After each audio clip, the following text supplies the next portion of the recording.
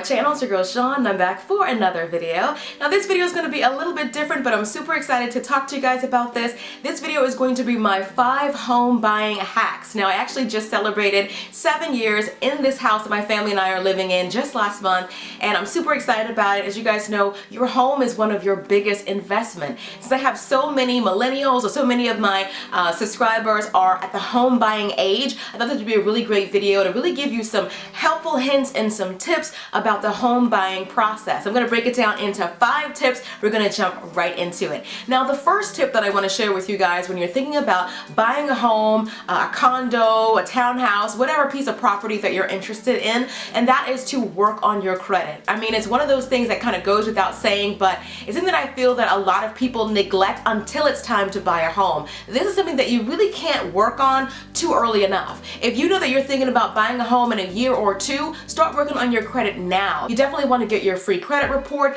and if you're having a bunch of things on your credit, you can work out payment arrangements with those people. You can break the payments down. Let's say, for example, if you have a medical bill that's outstanding and it's like $800, you can make an agreement with them to pay them $200 a month for the next 4 months. Or if you have a situation where there's a lot of delinquent payments, a lot of late payments on your credit, one thing you could do is write what's called a goodwill letter. And that's basically when you write the creditor and you let them know why the payment was delinquent. Goodwill letters tend to be a lot more effective when there's a legitimate reason for why the payments were delinquent. Say, for example, you lost your job, or you got sick, your husband got sick, you got laid off, you had to move back home, whatever reason that you have. If it's legitimate enough, oftentimes they'll take those things off your credit, and you would be amazed at how much your credit score will improve just by doing that. So one of the reasons why your credit score is so important when it comes to home buying is because it will determine, number one, if the bank is even going to lend you the money to buy your home, and number two, it will also determine your interest rate. Your interest rate is extremely important because it will save you a lot more money in the long run if you get a very, very low interest rate. For example, let's just say you have 2 people who want to buy a $200,000 home, person A and person B. Person A, because they had a really bad interest rate, they ended up having to pay $250,000 over the 30-year time of the loan. But person B got a much better rate, and they end up having to pay $215,000. Just to kind of give you an idea, it may not seem like much, but that extra little bit that it's going to add on to your monthly payment, it adds up over time.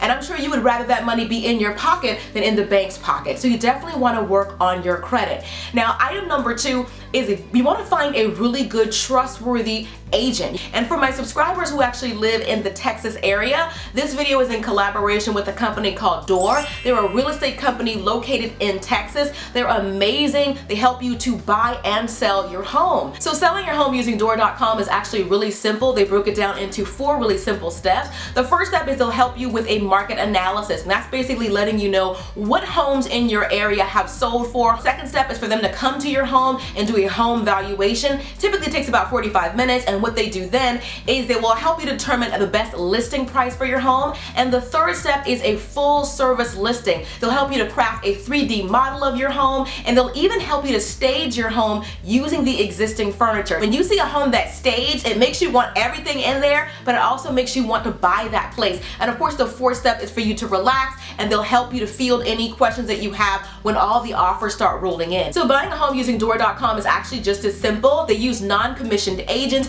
and they charge you a flat fee which saves you thousands of dollars, and they also split the commission with you. So you're actually going to go into your house when you buy a house with a check in your pocket for thousands of dollars. And the last thing that you want to do is spend all of your money buying the home and having no money for like furniture or, you know, upgrades that you want to do. If you want to take out the carpeting, if you want to repaint, all these different things, being able to have money when you're walking into a house is definitely a plus. So anyway, huge thank you to Door.com for sponsoring this video. I genuinely appreciate it, but they're an awesome resource, especially if you are living in the state of Texas. Let's go on to tip number 3. Now, tip number 3 is not going to be as popular, but I definitely recommend it as an option, especially if you are younger or just starting over, and that is consider moving back in with your parents. And this is just going to help you to save money for your down payment. The more you can put like a big chunk down for your down payment, the less your monthly payments will be. Especially if you were like, you know, fresh out of college and you know that ultimately you want to buy your own home,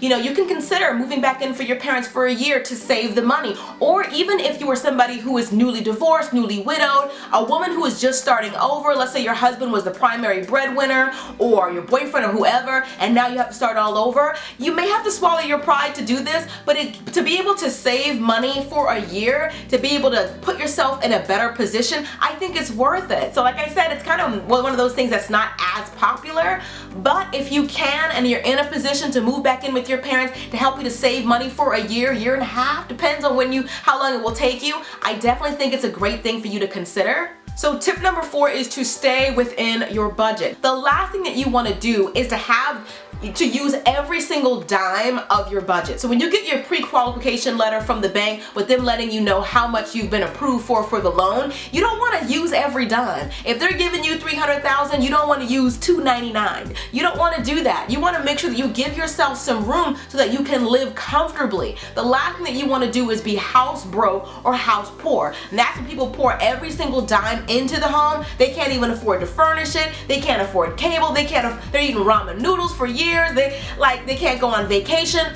To me, it made more sense to me to get something that was a little bit less so that I can actually enjoy my life. I don't just want to have an amazing house, but I can't even really live. Think about the whole picture. Think about your lifestyle. Do you want to travel? Do you want to buy yourself an expensive bag here and there? Buy yourself a designer pair of shoes? You don't want to get a house that has you strapped for cash and there's no extra wiggle room. What if you lose your job and you're out of work for 3 months? You don't want it to be that tight. You want to be able to save money. So make sure that you think about your whole lifestyle before you sign up for a mortgage payment. So tip number 5 is don't be afraid to negotiate. Now what you're looking for when you want to negotiate is somebody who is a motivated seller. A motivated seller is typically somebody who's had their house on the market for a couple of months. You can see it's been on there for 4 or 5 months, nothing's happened. Or if you see that they're slowly dropping down the price of the home, that's somebody who is more than likely willing to negotiate with you or to give you a little bit of extra. Say for example, if you want the house recarpeted, if you wanted to have them put a fresh coat of paint on everything, if you want them to redo the yard, if you want them to, you know, pull up a tree that you don't like, whatever that you want. My husband and I were able to negotiate quite a few things when we bought this house because our seller was motivated. The house was on the market for a while and he wanted to get out of it. So we were able to get them to do a lot of stuff, a lot of perks and extras that people don't typically get. Alright, that's pretty much it. Hope that you guys enjoyed this video. Be sure to thumbs up if you did. Also, if you have any hints and tricks and all that for home buyers out there, be sure to comment them below. It'd be a big help to them, I'm sure. And also huge thank you to Door.com for sponsoring this video. I genuinely appreciate it. And if you're in the Texas area and you're buying or selling a home, you should definitely check them out. I'll be sure to link them below. And that's pretty much it. Oh, also before I leave, let me know if you want more videos in this Adulting 101 series. I'd love to give you guys more content like this. So let me know what other topics you'd like me to discuss. And that's pretty much it. I love you guys and I'll see you all in the next video. Till next time, later divas and dudes. Deuces honey.